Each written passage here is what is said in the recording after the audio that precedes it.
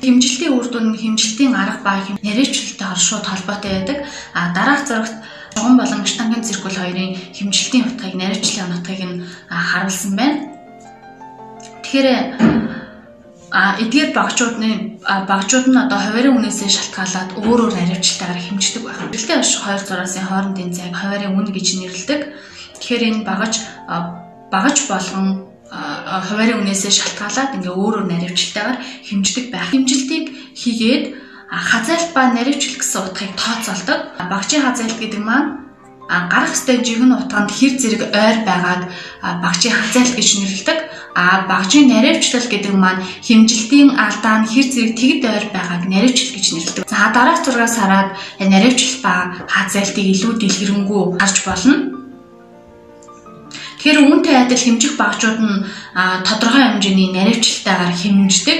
Бөгөөд одоо хэмжилтийн алдаанаасаа болж утга дорны дүрмээр хэмжигдэхүүний утгыг нь тодорхойлдог. Тухайн хэмжилтийн тоо холбогдлын үнэн ба ойролцоогоор үнэн гэж үзэх орны нийлбэрийг утга дорн гэж нэрлэдэг. За утга дорныг хэрхэн томилох вэ?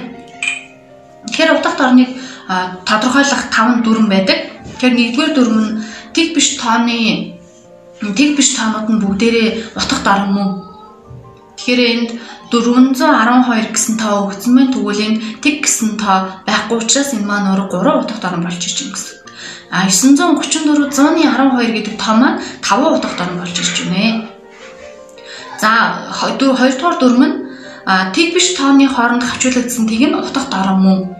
Тэгэхээр 4102 гэдэг тоо буюу 1 тэг гэсэн 2 тооны хооронд тэг гэсэн 1 2 гэсэн тооны хооронд тэг гэсэн хавчуулагдсан. Тэгвэл энэ маань өөрөө утга дорн мөн болж ирэх нь шүү дээ. Ингээд 4 утга дорн. За 3 дугаар дүрм нь бутархайн тэмдгийн өмнөх тэг нь утга дорн мөн. Тэгэхээр энэ 4100 бутархайн тэмдэг 12 гэсэн тоо байна. Тэгвэл энэ бутархайн тэмдгийн өмнөх тэгүүд нөхдөд утга дорн мөн юм чи энэ маань өөрөө 6 утга дорн болж иж байна гэсэн. За 38500 буюу энд бутархайн тэмдэг байгаа учраас энэ маань 5 утга дорн болж иж байна гэсэн. За бутархайн тэмдэггүй бүхэл тооны арын тэг нь утга дорн биш. Тэгэхээр энэ 41000 гэсэн тоо буюу энэ маань өөрөө 2 утга дорн болж байна гэсэн. За энэ дээр таад маань нэг зүйлийг маш сайн анзаарах хэрэгтэй. Учир нь энэ хүүхдүүдэд бутархайн тэмдэгтэй байна уу, бутархайн тэмдэггүй байна уу гэдгийг таад маань сайн ялгаж хараарай. За энэ дээр багш нь дахиад нэг тайлбарлая. 38500 гэдэг бол бутархайн тэмдэгтэй буюу 5 утга дорн болж ирсэн. Тэгвэл энэ 38500 гэсэн тоо маань бутархайн тэмдэг байхгүй учраас энэ хоёр тэгүүд нь утга дорн биш гэж тооцогдоод 3 утга дорн болж ирж байна гэсэн. За дөрөвдүгээр дүрм нь тэгээр эхэлсэн тооны бутархайн тэмдгийн тэмдэг хүртэлх тэг нь утга дорнд орохгүй. Тэгэхээр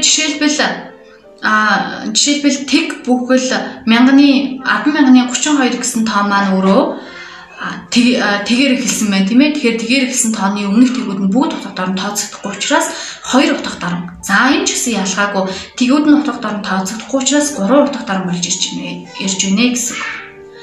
За 5 дугаар дүрм нь бутархайн тэмдэгтэй тооны тэг биш цифрийн хойдох тэг нь утга дорнд тооцогдно.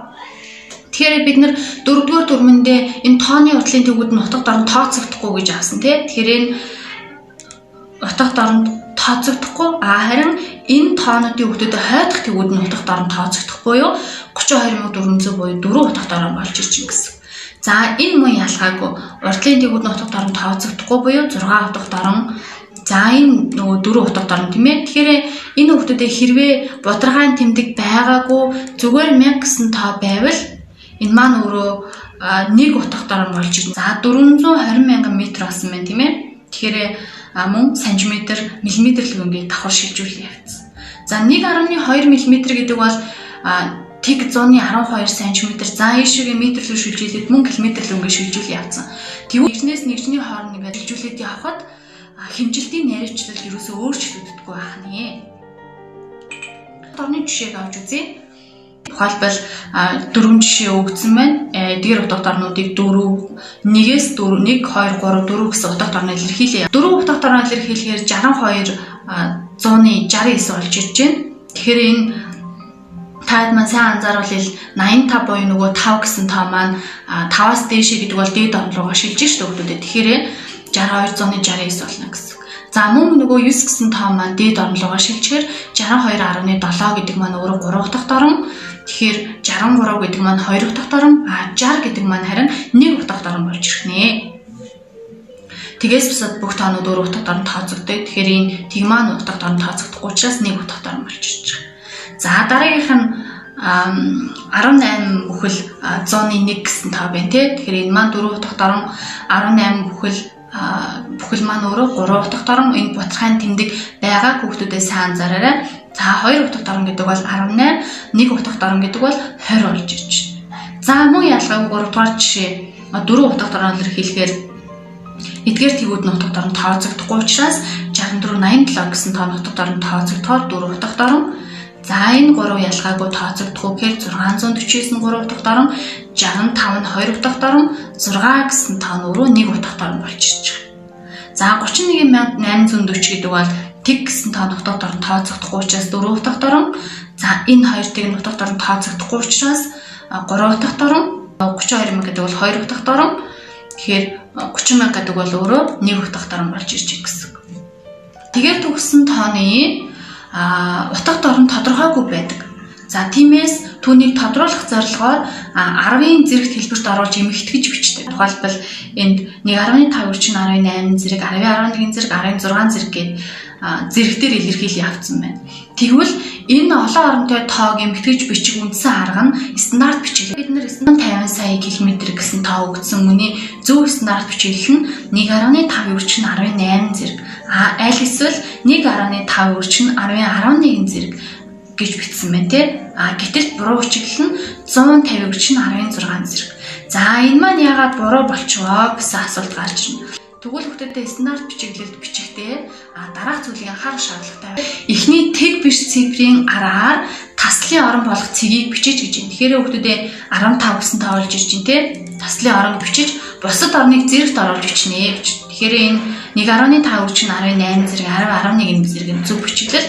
Харин 150 өрчин 16 зэрэг гэдэг бол өөрөө буруу бичиглэл болж ирж байна.